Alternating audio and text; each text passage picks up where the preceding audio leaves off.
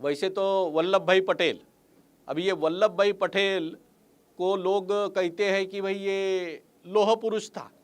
अभी कैसा लौह पुरुष था ये मुझे मालूम नहीं, क्योंकि लौह पुरुष होने का ऐसा कोई दूसरा सबूत तो मेरे पढ़ने में नहीं आया।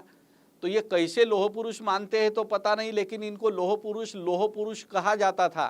तो ये लौह पुरुष ने कहा था कि डॉक्टर आम्बेडकर संविधान सभा में कैसे चुनकर आते हैं तो मैं देखता हूँ, क्योंकि मैंने या हमने का संसद भवन की सभी दरवाजे और खिड़कियाँ ही नहीं तो वेंटिलेटर भी बंद करके रखे हैं। इनका प्रवेश किसी भी कीमत पर हम नहीं होने देंगे। अब वल्लभ भाई पटेल से क्या दुश्मनी थी बाबा साहब की, या बाबा साहब से क्या दुश्मनी थी वल्लभ भाई पटेल की कि उन्होंने इतनी बातें कही? वो इसलिए कही कि 1930, 31, 32 में राउंड टेबल कॉन्फ्रेंस में बाबा साहब आम्बेडकर गए थे। तो बाबा साहब आम्बेडकर के सामने इनकी, गांधी जी और सारे कांग्रेस की लोगों की बोलती बंद हुई थी।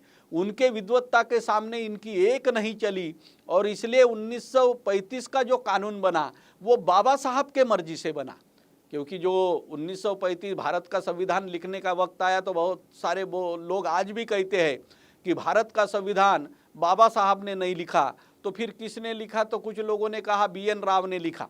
अब ये BN राव कोई बहुत महान आदमी नहीं था, ये तो सनदी अधिकारी था, एक ऑफिसर था जिसके ऊपर जिम्मेदारी दी थी कि दुनिया के जितने भी संविधान है वो संविधान की कापियाँ या उसमें स्पेशल नोट्स है वो जरा जमा करके ये संविधान सभा को या ड्राफ्टिंग कमेटी को दो, जिसके चेयरमैन बाबा साहब थे। तो वो कोई डॉक्यूमेंट लाकर देने वाला संविधान निर्माण करता है? या दूसरी बात ये कहती है, खासकर ये RSS के लोग कहते थे, या आज BJP के हम कहेंगे, वो बार बार कहते थे कि भारत का संविधान जो बना तो वो सेकंड इंडिया एक्ट यानी 1935 का जो सेकंड इंडिया एक्ट है उसकी ट्रू कॉपी है, उसकी झेरॉक्स है।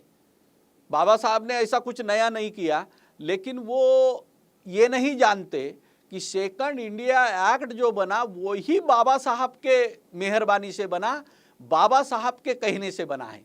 तो बाबा साहब के कहने से 1935 का सेकंड इंडिया एक्ट बना, वही अगर अच्छे कानून बाबा साहब ने इसमें लिए होंगे भारत के संविधान में, तो फिर उसमें ये कहना कि ये बाबा साहब का नहीं, वो सेकंड इंडिया एक्ट की कॉपी है, ये बोलने में कोई मतलब नहीं रह जाता। तो 46 में ये संविधान सभा के चुनाव हुए, इन्होंने कह दिया हम पहुंचने नहीं देते। तो तब बाबा साहब के ही शेड्यूल कास्ट फेडरेशन के अनुयायी थे जोगेंद्रनाथ मंडल पश्चिम बंगाल के, जो नमोशूद्र समाज के थे, शेड्यूल कास्ट के थे, बाबा साहब के ही फॉलोअर्स थे। उन्होंने कहा कि डॉक्टर आम्बेडकर महाराष्ट्र के, इसमें तो शेड्यूल कास्ट फेडरेशन का कोई जीता नहीं है MLA, लेकिन आप पश्चिम बंगाल में आइए, पश्चिम बंगाल से हम आपको कॉन्स्टिट्यूंट असेंबली में चुनकर भेजते हैं। तो जोगेंद्रनाथ मंडल भी वहाँ से चुनाव लड़े, बाबा साहब आम्बेडकर को भी लड़ाया। कांग्रेस बाकी जगह तो चालबाजी कर सकती थी क्योंकि बाकी राज्यों में कांग्रेस के सरकारें थी, लेकिन पश्चिम बंगाल में उस समय मुस्लिम लीग की सरकार थी, तो कांग्रेस वहाँ कुछ दबाव तंत्र का भी इस्तेमाल नहीं कर सकती थी। तो बाबा साहब खड़े हुए और बाबा साहब को वहाँ से चुनकर भेजा गया। लेकिन कांग्रेस की बदमाशी देखो, बाबा साहब चुनकर तो गए, लोकतंत्र के हिसाब से गए, कानून के हिसाब से चुनकर गए। तो उसी समय भारत पाकिस्तान विभाजन हुआ, और विभाजन जब हुआ तो कांग्रेस ने ये बदमाशी किया कि बाबा साहब जो खुलना जयसूर से चुनकर गए थे वो भी, और जोगेंद्रनाथ मंडल जहाँ से चुनकर गए थे वो भी एरिया उन्होंने पाकिस्तान को दे दिया। एक्चुअली भारत पाकिस्तान विभाजन में ये क्राइटेरिया, ये आधार निर्धारित हुआ था कि जिस जगह 50 से ऊपर हिंदू हो वो भारत में रहेगा, और जिस जगह 50% से ज़्यादा मुस्लिम हो वो एरिया पाकिस्तान में जाएगा। तो वो खुलना जयसूर एरिया तो ऐसा था कि जहाँ 60% से भी ज़्यादा हिंदू थे, वो एरिया भारत में रहना चाहिए था। लेकिन बाबा साहब की सदस्यता खत्म करने के लिए जिन लोगों ने बाबा साहब को चुन कर दिया, उसको दंडित करने के लिए नेहरू जी और कांग्रेस ने वो जो एरिया है पाकिस्तान को दे दिया। तो फिर ये दोनों की सदस्यता पाकिस्तान में चले गई। जोगेंद्रनाथ मंडल की भी सदस्यता पाकिस्तान में गई, बाबा साहब की भी सदस्यता पाकिस्तान में गई।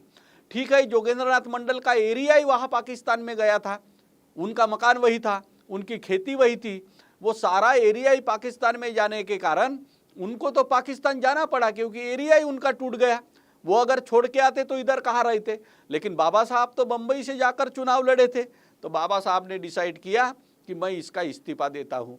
और फिर उन्होंने अंग्रेजों के पास जाकर कहा कि देखो, आप तो संविधान बनाते वक्त मैंने कहा था कि हमारा हिस्सा होना चाहिए, आपने वो करवा दिया और लोगों ने भी मुझे चुन कर दिया, लेकिन कांग्रेस ने बदमाशी करके मेरी सदस्यता ही ख़त्म करवा दी, वो हिस्सा पाकिस्तान को दे दिया जो कि गैर कानूनी है। तो अंग्रेज़ों को लगा कि कांग्रेस वाले ये बदमाशी से बाज नहीं आते, तो उन्होंने फिर इनको कहा कि डॉक्टर आम्बेडकर के बगैर अगर भारत का संविधान बनता है तो फिर हम आज़ादी भी भारत को देना या नहीं देना घोषित करना, इसके बारे में सोचेंगे। बेहतर यह है कि डॉक्टर आम्बेडकर की आप व्यवस्था करो संविधान सभा में, ताकि वो जो कानून बनेगा उसमें दलित आदिवासी के भी हक उनको मिलना चाहिए। तो फिर मजबूरन जिस कांग्रेस ने कसम खाई थी आम्बेडकर को हम पहुंचने नहीं देंगे और बाबा साहब चुनकर गए, वो हिस्सा उन्होंने पाकिस्तान को दे दिया। उसी कांग्रेस को अपना बैरिस्टर जयकर नाम का नेता जो उनका था, वो पुणे से जीत कर गया था, उसको इस्तीफा देने को लगाया, बाबा साहब को वहाँ खड़ा किया, निर्विरोध बाबा साहब को संविधान सभा में चुन कर भेजा और फिर संविधान सभा बनी, जिसमें 296 लोग चुन कर गए थे। तो 296 लोग चुन कर गए, उसकी संविधान सभा बनी, उनके अध्यक्ष राजेंद्र प्रसाद थे। फिर उसमें 50 लोग अलग निकालकर संविधान सलाहकार समिति बनी। वो संविधान सलाहकार समिति के अध्यक्ष वल्लभ भाई पटेल थे और उसमें से तीसरी समिति बनी। वो समिति संविधान मसूदा समिति जिसको कहते हैं, कॉन्स्टिट्यूशन ड्राफ्टिंग कमेटी। तो वो ड्राफ्टिंग कमेटी के चेयरमैन जो बने वो डॉक्टर बाबा साहब आम्बेडकर बने। वो 7 लोगों की समिति थी। तो ये 7 लोगों में संविधान लिखने का काम शुरू हुआ। तो संविधान लिखने का जब काम शुरू हुआ तो इसमें से एक विदेश में चले गया, वो वापस नहीं आया। एक की मौत हो गई, उसकी जगह भी खाली रही। 2 लोग संविधान अपने संस्था के काम से दिल्ली के बाहर रहते थे, वो कभी आए नहीं। 2 लोग मर भी गए। तो ऐसे करते करते 6 लोग जो है वो वहाँ से कोई काम के नहीं रहे। अकेले 7वें सदस्य के रूप में बाबा साहब आम्बेडकर थे, जिन्होंने अकेले लोगों ने लिखकर ये संविधान बनाया। और जब संविधान सभा में पेश किया बनने के बाद 2 साल 11 महीने 17 दिन लगने के बाद, तो उसके उपलक्ष्य में जो सत्र हुआ वह 25-26 नवंबर को, तो उसमें बाबा साहब के गौरव के ऊपर में जो भी लोग बोले, जिसमें टीटी कृष्णमाचारी था। टीटी कृष्णमाचारी ने कहा कि 7 में से 6 सदस्य कैसे गैरहाजिर थे और अकेले बाबा साहब ने कैसा संविधान बनाया। उन्होंने कहा कि बाबा साहब को भारतीय संविधान का शिल्पकार मानना चाहिए, ये किसी की जिम्मेदारी नहीं थी, वो अकेले बाबा साहब ने ही पूरी की, बाकी किसी ने इसमें कोई योगदान नहीं दिया। उस संविधान सभा के अध्यक्ष राजेंद्र प्रसाद थे। उन्होंने कहा कि मैं ये अध्यक्ष के चेयर पर बैठकर अपने आंखों से देखता था कि बाबा साहब खुद अकेले लिखते रहते थे और उन्होंने अकेले के आधार पर ये संविधान बनाया। तो हम बाबा साहब ने ये संविधान बनाया, ये मानने में हमें कोई हर्ज नहीं है। तो ऐसा भारत का संविधान बाबा साहब ने बनाया और वो संविधान हमारे देश को अर्पण किया, जो 26 जनवरी 1950 को लागू हुआ और आज तक चले आ रहा है। ऐसा कहा जाता है कि दुनिया के तांत्रिक देशों में जनसंख्या के आधार पर सबसे बड़ा देश कोई हो तो वो भारत है। और दुनिया में जितने भी देशों के संविधान लिखे गए हैं, उस संविधान में सबसे बड़ा संविधान अगर कौन सा है तो वो भारत का संविधान है। तो ये भारत के संविधान में तब 395 आर्टिकल थे, कलम थे और 9 परिशिष्ट थे। तो ये संविधान बहुत मेहनत से बनाया गया और ये संविधान बनाने में बाबा साहब ने जो अहम रोल अदा किया।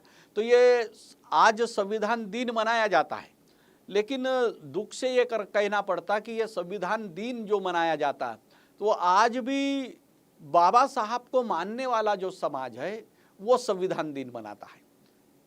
महात्मा फुले की जयंती है तो माली समाज ने मनाना चाहिए, बाबा साहब की जयंती है तो बौद्ध समाज ने मनाना चाहिए। ये जो प्रथा है तो ये तो मैं समझ भी सकता हूँ कि चलो भाई हिंदू है वो अपने भगवान की जयंती मनाते हैं, या दलित है वो अपने महापुरुष की जयंती मनाते हैं, आदिवासी है अपने महापुरुष की जयंती मनाते हैं, ये समझा जाता है। लेकिन भारत का संविधान है, ये संविधान तो देश का संविधान है, और ये देश का संविधान है, तो इसका संविधान का अगर हमें ये करना है, स्मरण करना है, तो ये पूरे देश ने करना चाहिए। जैसा हमारा 15 अगस्त स्वतंत्रता दिन है, वैसा ही 26 जनवरी प्रजासत्ताक दिन है, लेकिन उसमें संविधान दिन, उस दिन तो संविधान लागू हुआ लेकिन जिस दिन हमने स्वीकार किया, जिसको हम संविधान दिन मनाते हैं, तो वो संविधान दिन प्रधानमंत्री ने मनाना चाहिए, राज्यों के मुख्यमंत्रियों ने मनाना चाहिए, पूरे देश के जनता ने मनाना चाहिए, क्योंकि ये हमारे जीवन जीने का रास्ता बताता है।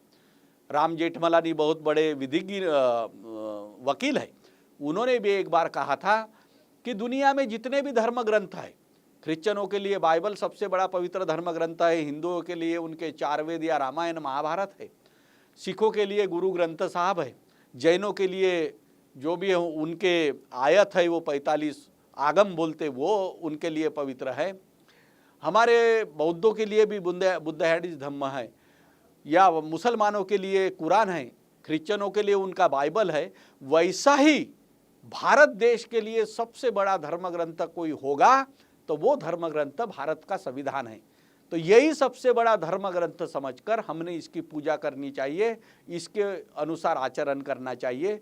तो देश के लोगों ने मान लिया कि हमारे देश का सबसे बड़ा धर्म ग्रंथ है वो भारत का संविधान है। तो ऐसा बढ़िया संविधान बना। अभी ये संविधान बनाते वक्त संविधान की विशेषताएं जब पूछी गई तो बाबा साहब ने कहा था कि भाई इसमें संसदीय शासन प्रणाली, हमने संसदीय लोकशाही का इस्तेमाल किया है।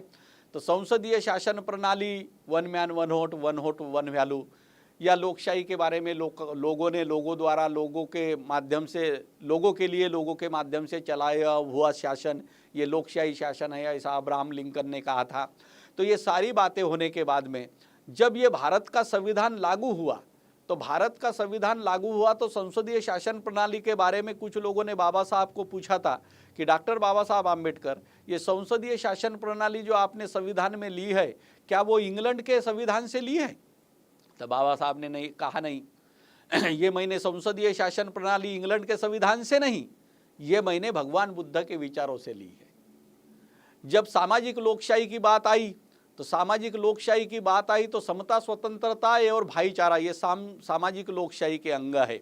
तो जब ऐसा पूछा गया था संसद में कि डॉक्टर आम्बेडकर, ये समता, स्वतंत्रता और बंधुभाव या भाईचारा जो है क्या ये आपने फ्रांस के राज्य क्रांति से लिया है? क्योंकि तब अमेरिका के संविधान ने स्वतंत्रता दी थी, रशिया के संविधान ने समता दी लेकिन स्वतंत्रता नहीं दी, अमेरिका के संविधान ने स्वतंत्रता दी लेकिन समता नहीं दी थी, और भारत का संविधान जो है उसमें स्वतंत्रता भी दी, समता भी दी और भाईचारा भी दिया। ये त्रिसूत्री का संगम भारतीय संविधान में है। तो बाबा साहब को पूछा गया कि क्या ये आपने फ्रांस के राज्य क्रांति से लिया है? तो बाबा साहब ने बड़े गर्व के साथ कहा, नहीं, ये भी मैंने भगवान बुद्ध के तत्व ज्ञान से लिया है, भगवान बुद्ध के विचारों से लिया है, ये भगवान बुद्ध के विचारों में था। तो ये ऐसा भारत का संविधान बना। तो भारत के संविधान में और विशेषता कौन सी है? तो हम भारत के संविधान में कानून के सामने सभी लोगों को समानता दी। जैसा हमारा संविधान का अनुच्छेद 14 है, तो आर्टिकल 14 में ये लिखा गया कि भारत का संविधान है, इसमें सभी लोगों के लिए एक कानून सबसे ऊपर रहेगा, सभी लोगों के लिए समान रहेगा। इंग्लैंड में एक बहुत प्रसिद्ध कहावत थी कि king can not do wrong, यानी राजा जो है वो गलती नहीं कर सकता। आज भी इंग्लैंड की रानी जो है उसको ड्राइविंग लाइसेंस की जरूरी नहीं है, वो बगैर ड्राइविंग लाइसेंस से गाड़ी चला सकती है। लेकिन भारत का प्रधानमंत्री चाहे मनमोहन सिंह हो या मोदी हो, ये बगैर लाइसेंस से गाड़ी नहीं चलाता, नहीं तो उसको चालान किया जा सकता है। एक जमाने में इंदिरा गांधी की भी कार चालान हुई थी, तो ऐसे चालान किया जा सकता। तो बाबा साहब ने इक्वेलिटी बिफोर लॉ में कहा कि भाई संसद कानून बनाएगी, यानी सरकार कानून बनाएगी, लेकिन सरकार के अधीन कानून नहीं होगा, कानून के अधीन सरकार होगी। आप लोगों को पता होगा कि भारत में कानून विधानसभा बनाती है, लोकसभा बनाती है, लेकिन विधानसभा में जो लोग कानून बनाते हैं वही कानून के तहत उसको दंडित किया जाता है, उसको गिरफ्तार किया जाता है। यानी कानून बनाने वाले को कोई उसमें ये छूट नहीं है। प्रधानमंत्री चाहे कोई भी कानून बने, लेकिन वही कानून के तहत उसको गिरफ्तार किया जा सकता है, जेल में डाला जा सकता है। मतलब सरकार के अधीन कानून नहीं, कानून बनाने वालों के अधीन कानून नहीं, कानून बनने के बाद कानून के अधीन सरकार आती है, हर आदमी कानून के अधीन आता है, कानून के मुताबिक उसको अपना कार्यभार चलाना पड़ता है। तो ये कानून में प्रावधान करके रखा। उसके बाद में यहाँ के लोगों को, पहले तो ये प्रजा थी, प्रजा का मतलब होता है कोई तो भी राजा के ये गुलाम थे, लेकिन बाबा साहब ने संविधान में शब्द प्रयोग जो किया वो लोक, हम भारत के लोग। तो लोक का अर्थ ये सार्वभौम है, ये अपने जीने का, अपने रहन सहन का अधिकार इनको हो, इनके ऊपर कोई थोप नहीं सकता, उनको अपने जीवन जीने का, निर्णय लेने का पूरा अधिकार है, ये सार्वभौम है। तो ये हम भारत के लोग संविधान में लिखा है। तो उन्होंने भारत के संविधान में समानता का ये प्रिंसिपल लोगों को दिया है। फिर 15 जो आर्टिकल है उसमें यहाँ लिखा गया कि भाई भारत में लिंग, भाषा, वंश, जाति इनके आधार पर किसी के साथ भेदभाव नहीं किया जा सकता शिक्षा के क्षेत्र में। लेकिन वही 15(4) में फिर लिखा गया कि हम यहाँ के दलित हो, पिछड़े हो या आदिवासी हो, इनको अगर पर्याप्त प्रतिनिधित्व शिक्षा में नहीं मिला हो, ऐसा अगर राज्य को लगता है तो राज्य ऐसा कानून बना सकता है, इसके ऊपर कोई बंधन उनके ऊपर नहीं डाला जाएगा। तो इसके आधार पर हमें शिक्षा में रिजर्वेशन मिला। संविधान के 16 अनुच्छेद में लिखा गया कि भाई किसी भी नौकरी के क्षेत्र में लिंग, भाषा, वंश, भेद या प्रांत इसके आधार पर भेदाभेद नहीं किया जाएगा।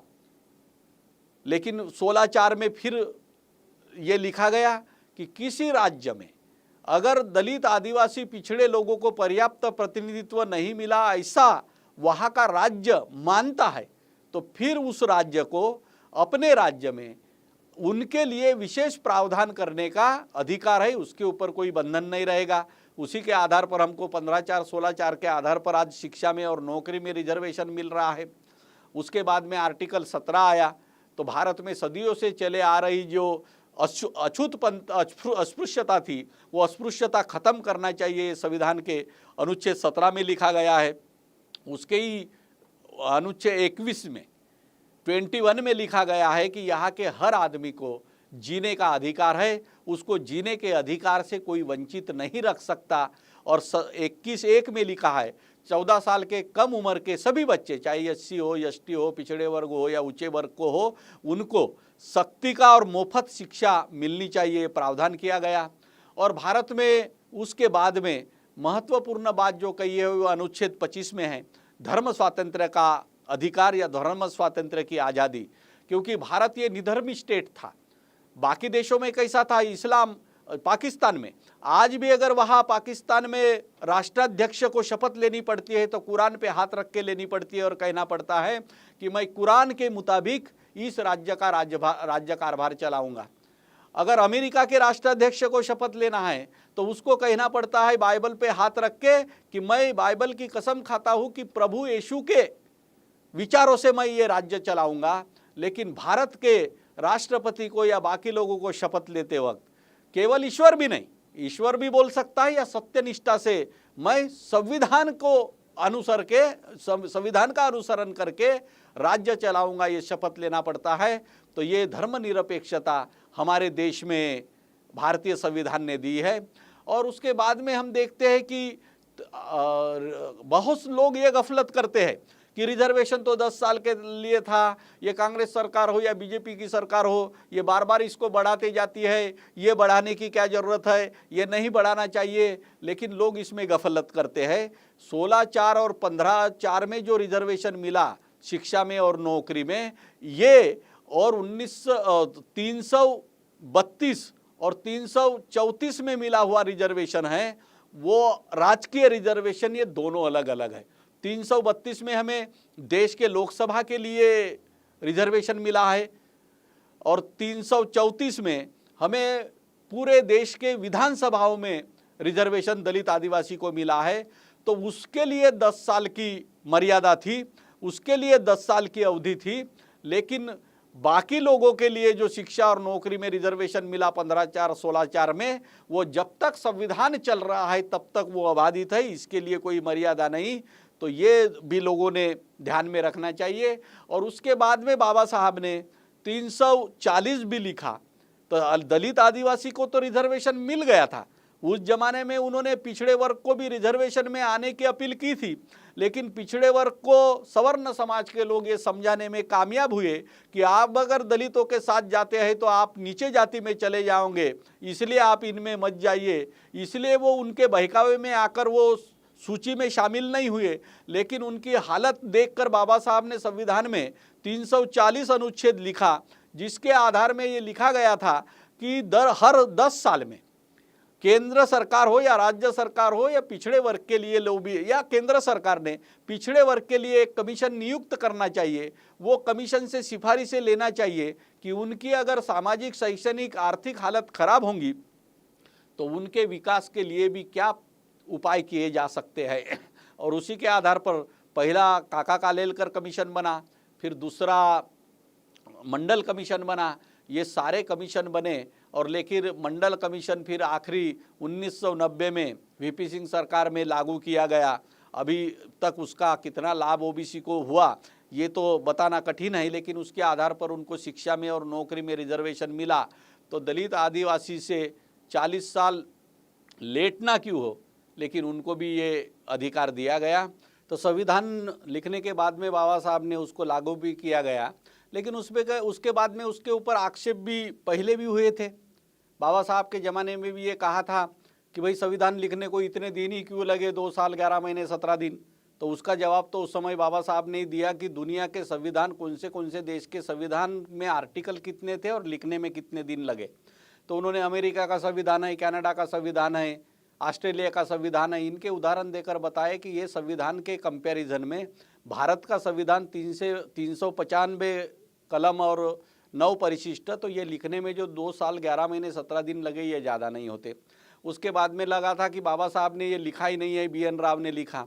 तो ये तो लोगों ने बाद में पता ही चला कि भाई ये बाबा साहब ने ही लिखा है, BN राव ने तो सिर्फ डॉक्यूमेंट उनको पेश किए थे, उससे ज़्यादा उसका कोई रोल नहीं था। तीसरी बात थी कि ये सारे 7 लोगों के कमेटी ने लिखा, तो ये भी कृपलानी ने कहा कि इसमें से कोई आया नहीं था, बाबा साहब ने अकेले ही लिखा। तो ये सारी बात होने के बाद में फिर खासकर ये संघ परिवार या बीजेपी के लोगों ने ऐसा बोलना शुरू किया कि ये संविधान ही अच्छा नहीं है। ठीक है, बाबा साहब ने लिखा है, लेकिन ये संविधान अच्छा नहीं है, इसको बदलना चाहिए। तो संविधान में 368 ऐसा एक आर्टिकल है। तो उस आर्टिकल में ये लिखा है कि संविधान में अगर कोई बात लोगों को पसंद नहीं आती है तो उसको बदलने का अधिकार है। और इसके आधार पर आज़ादी के अभी जितने भी साल हुए हैं उतने साल में कम से कम 120 संशोधन हुए हैं। 120 अनुच्छेद जो है उसके ऊपर संशोधन हुए हैं। तो ये सवाल ही नहीं आता, जिनकी भी सरकार आई अपने मनमाफिक वो संशोधन करते हैं, वो बहुत जनता के भलाई के लिए करता है, इसे नहीं। पार्टी अपनी सरकार चलाने के लिए भी जरूरत पड़ती है तो संशोधन करती है। तो संशोधन सरकार कर सकती है, लेकिन उसमें संविधान गलत है या संविधान अच्छा नहीं है ये बोलने का कोई अधिकार नहीं।